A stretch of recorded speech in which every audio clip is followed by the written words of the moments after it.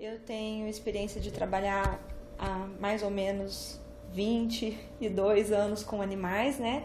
E nessa época não se falava muito em castração. A gente ouvia falar de castração de gatos, machos, pelo fato deles saírem para a rua, então o proprietário que era preocupado com isso acabava castrando o gato macho. E nas fêmeas quase não se falava em castração. Utilizava muito aquelas injeções, né? Anticoncepcionais, injeções de hormônios, que a gente sabe que é muito maléfica, né, para os animais, mas naquela época era isso que se fazia. Até que começou a ocorrer um despertar, né, então a população em geral, né, nos grandes centros urbanos, mundialmente falando, começou a se falar mais em castração de cães e gatos, né. E foi logo que eu me formei, em 2002, tive um contato com o pessoal de uma associação de proteção animal de Batatais, que funciona já há muitos anos, e eles tinham a intenção de realizar um projeto de castração lá, né? E eles conseguiram um convênio com o Instituto Nina Rosa, que é um instituto renomado aqui no Brasil e no mundo. Então, o Instituto Nina Rosa iria dar um apoio para essa associação, pagando um veterinário para estar cuidando dos animais de lá, mas eles tinham uma exigência que era fazer a castração dos animais, com a técnica minimamente invasiva. A doutora Rita de Cássia, que foi pioneira aqui no Brasil, trazendo a castração da técnica do gancho, né, que é a castração minimamente invasiva, onde ela aprendeu lá nos Estados Unidos, e ela trouxe essa castração para o Brasil, no projeto Tabuão, que foi o projeto pioneiro no Brasil. Eles fizeram uma exigência de que o veterinário que assumisse a associação de Batatais tivesse que aprender essa técnica, né, para poder estar aplicando nos animais e até expandindo isso, ensinando para outros veterinários também, né. E fui para São Paulo aprender essa técnica. Então, não encontrei dificuldade e comecei a trabalhar em Batatais, isso foi em 2004. Eu senti que assim, deu um boom na proteção animal, né? Coincidiu, né, com essa época da castração, porque já estava começando a se falar. E aí o pessoal de Franca também ficou sabendo, né? A turma do abrigo, que também foi pioneira aqui em Franca. Eu acho que é muito importante a gente falar, né, que foi um trabalho assim, muito grandioso.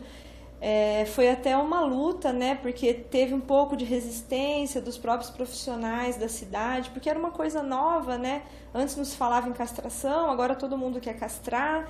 Então eu iniciei esse trabalho em Batatais, estendi para Franca e começamos a fazer campanhas de castração em toda a região, atingindo mais de 20 municípios, né? E a partir daí, hoje, né, mais de uma década depois, a gente vê que o pessoal fala muito em castração, as pessoas têm mais consciência, ainda falta muito, mas se a gente fizer um comparativo de agora com há 15 anos atrás, é uma diferença gritante, porque antes não se falava muito em proteção animal nem em castração. E a castração, o aspecto mais importante da castração realmente é o controle populacional de cães e gatos, né? Mas isso tem que ser um trabalho árduo. Não adianta a gente achar que vai castrar 30 animaizinhos no mês, 50 animaizinhos. No município como Franca, por exemplo, tem que ser muitos animais. Às vezes a gente castra 30 animais em um dia. 4 cadelas que dão cria já repõe esse número. Então é uma corrida contra o tempo. Mas a castração é a maneira mais eficaz e mais humanitária da gente promover o controle populacional. E também vamos aproveitar para falar sobre os benefícios da castração, né? Mas as cadelas, elas têm muito problema hormonal, isso é da espécie, né? Mesmo pelo fato do ciclo ser semestral, então tem algumas implicações aí que a cadela pode desenvolver aquele probleminha que a gente chama de piometra, né?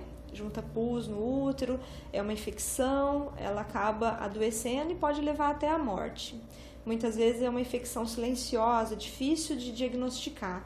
Então, fazendo a castração, a gente evita isso, que é muito comum em cadelas acima de 7, 8 anos, né? A castração realizada precocemente, ou seja, antes do primeiro cio, ela promove muito mais saúde para o animal. Por quê? ela vai evitar uma grande porcentagem de chance dessa cadelinha desenvolver tumor de mama, que é muito comum em cadelas e tem um alto grau de mortalidade, né? Sem contar que o cio é um incômodo, né? Então a cadela fica estressada, se tem outros animais junto, acaba brigando. Os cães vêm tudo na porta, né, atraídos pelo cheiro. É benefício para o animal, é benefício para o proprietário, que não vai passar por esses transtornos, né? No caso do cão macho, é interessante porque o cão ele tem uma certa... Ele é muito ansioso, né, quando ele não é castrado. Isso é próprio da testosterona. É um hormônio que traz ansiedade, impulsividade.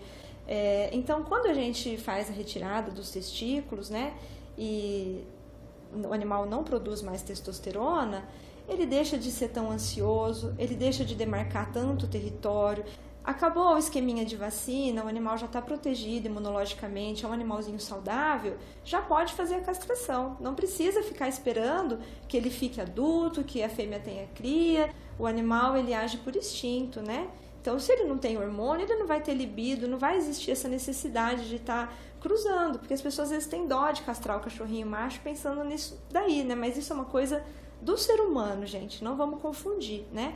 O animal não precisa passar por essa situação.